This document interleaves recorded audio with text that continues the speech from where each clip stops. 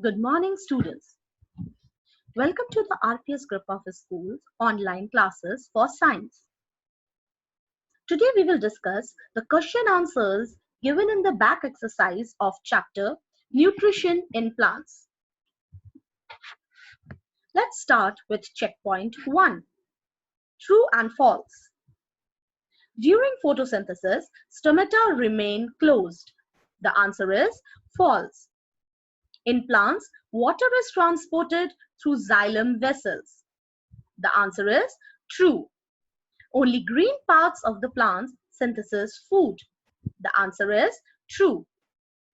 All living forms are heterotrophs. The answer is false. Let's discuss checkpoint 2. Answer in one word. Plants which derive food from the body of their host are called parasitic plants.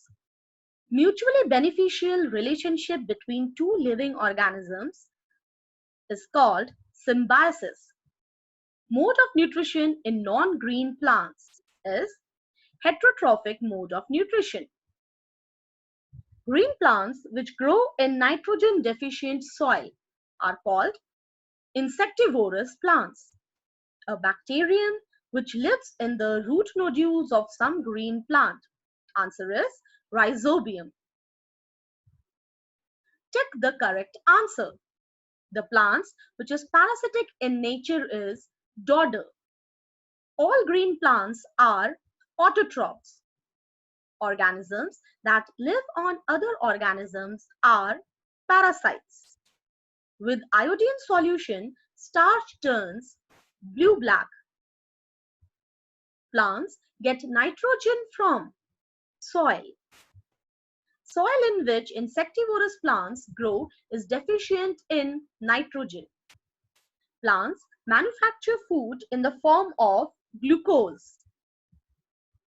Plants obtain carbon dioxide from air through stomata in leaf. Next, come to fill in the blanks.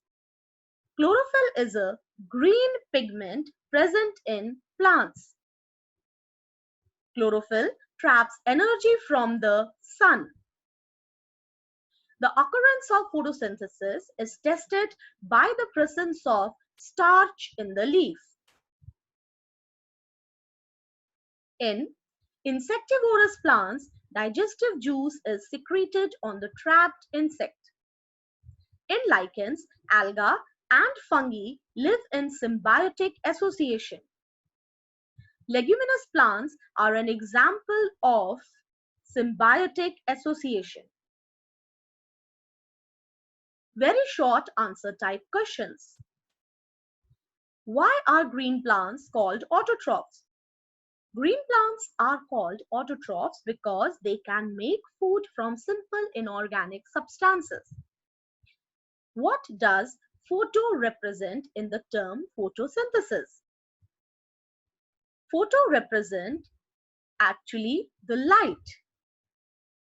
Why is chlorophyll essential for photosynthesis? Chlorophyll is essential for photosynthesis because it traps energy from sunlight. How do fungi derive their nutrients? Fungi derive their nutrients by digesting complex substances from dead and decaying plants and animals and then absorbing them. Which form of energy is converted by chlorophyll? Chlorophyll converts solar energy into chemical energy. In which form is the glucose stored in plants? In plants, glucose is stored in the form of starch. Name the raw materials needed for photosynthesis. Raw materials required for photosynthesis are water, carbon dioxide, chlorophyll, and energy from the sun. Short answer type questions. Write the equation representing the process of photosynthesis. The equation is when carbon dioxide reacts with water in the presence of sunlight and chlorophyll, it produces glucose and oxygen. How are both fungus and alga benefited in lichens? What is this association called? In lichens, as alga is green, it makes food by photosynthesis and provides it to the fungus, whereas fungus provides shelter, water, and minerals to the alga. Such an association is called symbiosis. Define nutrition and nutrients. What are the functions of stomata?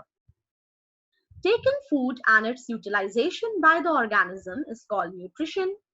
The components that provide nutrition are called nutrients of the food. These are carbohydrates, proteins, fats, vitamins, and minerals. Stomata help in photosynthesis by taking carbon dioxide and expelling oxygen, and in case of respiration, by taking oxygen and expelling carbon dioxide. Second question is, how is rhizobium important for leguminous plants? Rhizobium lives in the root nodules of leguminous plants and converts atmospheric nitrogen into soluble nitrates for them. This helps plant grow well. Let's move to long answer type questions. Describe conditions necessary for photosynthesis. Availability of chlorophyll, sunlight, carbon dioxide, and water are the necessary conditions for photosynthesis. Green plants use these raw materials and make food in the form of glucose. Chlorophyll is a green pigment found in chloroplasts. It traps solar energy. Carbon dioxide is obtained from air through stomata. Water is absorbed by roots and transported up to the leaves. Energy of sunlight is trapped by chlorophyll, which makes carbon dioxide and water to combine. Second question, what are the features that make a leaf suitable place for photosynthesis to occur? Following features make a leaf a suitable place for photosynthesis to occur. These features are: leaves have flattened structure for obtaining maximum sunlight. They are thin to allow sunlight to reach all their cells. They have stomata for obtaining carbon dioxide and releasing oxygen. They have a network of xylem vessels for supply of water to all the cells. Next question. Give differences between autotrophic and heterotrophic nutrition. Autotrophic nutrition, it occurs only in green plants, whereas in heterotrophic nutrition, it occurs in all non-green plants and animals.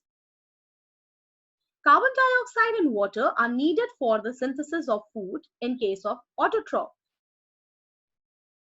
In heterotrophs, derive their food from green plants or autotrophs directly or indirectly. Chlorophyll and sunlight are essential for the synthesis of food in case of autotrophic nutrition. In case of heterotrophic nutrition, chlorophyll is absent, hence cannot carry the process of photosynthesis. Fourth question. Cuscuta is without leaves and without chlorophyll. How does it obtain food? Cuscuta is a parasitic plant with no leaves and no chlorophyll. Cuscuta develops special root-like structures called haustoria, which enter the tissues of the stem of host plant and obtain prepared food. Differentiate between parasitic and saprophytic modes of nutrition. In parasitic mode of nutrition, non-green plants obtain food from green plants called host by special structures called haustoria. Whereas in saprophytic mode of nutrition, non-green plants obtain food from dead and decaying matter of plant and animals. Examples of parasites are Cuscuta and Apodanthus. Whereas the examples of saprophytes are fungi and some bacteria. Differentiate between symbiotic and parasitic mode of nutrition. In symbiotic mode of nutrition, two organisms mutually benefit each other and live together. Whereas in parasitic mode of nutrition, only one organism is benefited. Examples of symbiotic nutrition are lichens, mycorrhiza, association between rhizobium and leguminous plants. Whereas The examples of parasitic mode of nutrition are Cuscuta, Rafflesia, Apodenthis, etc. How do plants obtain nitrogen and why do they need it? Plants obtain nitrogen from the soil in the form of nitrates. They absorb nitrates in the form of their solution in water through roots. They need nitrogen to prepare proteins which are needed for their growth, that is, formation of new cells, tissues, etc. How would you demonstrate that sunlight is necessary for photosynthesis? The necessity of sunlight for photosynthesis can be shown by the following activity. Procedure: keep a green potted plant in dark for about 48 hours to destarch its leaves. Pluck one leaf and test it for iodine to confirm that the plant is destarched. Cover a part of a healthy leaf on both the sides with a strip of black paper and place this plant in sunlight for at least 4 hours or more. Pluck the leaf and remove black paper strip. Boil the leaf first in water and then in alcohol. This destroys the chlorophyll and the leaf becomes colorless. Wash the leaf with warm water and put it in a petri dish. Pour a few drops of iodine solution on the leaf to test for starch. What do you find? Observation: the uncovered part of the leaf that was exposed to sunlight turns blue-black, while the part covered with black strip does not turn blue-black. The conclusion is, this shows that starch is formed only in those parts which are exposed to sunlight. No starch is formed in the covered part which could not get sunlight. Hence, sunlight is necessary for photosynthesis. Next question. Study the given picture and answer the following questions. What do the arrows 1 to 4 indicate? Arrow 1 shows energy from the sun. Arrow 2 shows the movement of water. Arrow 3 shows the carbon dioxide taken up through stomata. And arrow 4 shows expelling of oxygen. Which process is taking place? The process of photosynthesis is taking place. How does a leaf get shown by arrows 2 and 3? In arrow 2, water is taken from soil through roots and transported to the leaf by xylem vessels. In arrow 3, carbon dioxide is taken from air through the stomata on the surface of leaf. Which part of the leaf carries out this process? Chloroplast. Next question. The given pictures show the result of photosynthesis. Study the picture carefully and answer the following questions. The given pictures show the result of photosynthesis. Study the picture carefully and answer the following questions. What is the aim of the experiment?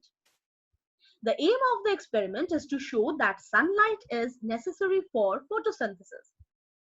For what purpose is the black paper clipped to the leaf? So that the sunlight do not fall on the covered part of the leaf. Why is the part of the leaf which was covered with the black paper in picture A is white, in picture B and rest of the leaf is bluish black? Because in the white part of the leaf in picture B, photosynthesis did not occur. Let's discuss hot questions.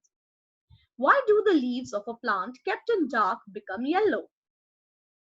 Because in the absence of sunlight, chloroplasts start changing its form, giving yellow color to the leaf. Why do insectivorous plants need to feed on insects when they can synthesize their food? This is because insectivorous plants grow in the nitrogen deficient soil. To meet their nitrogen requirement, they feed on insects. How does a soil become rich in nitrates when leguminous plants are grown in it? Bacterium rhizobium lives in the nodules on the roots of leguminous plants. It converts atmospheric nitrogen into soluble nitrates which make the soil rich in nitrates and hence fertile. With this, we end up this module. We have completed the back exercises. Take care of yourself, students.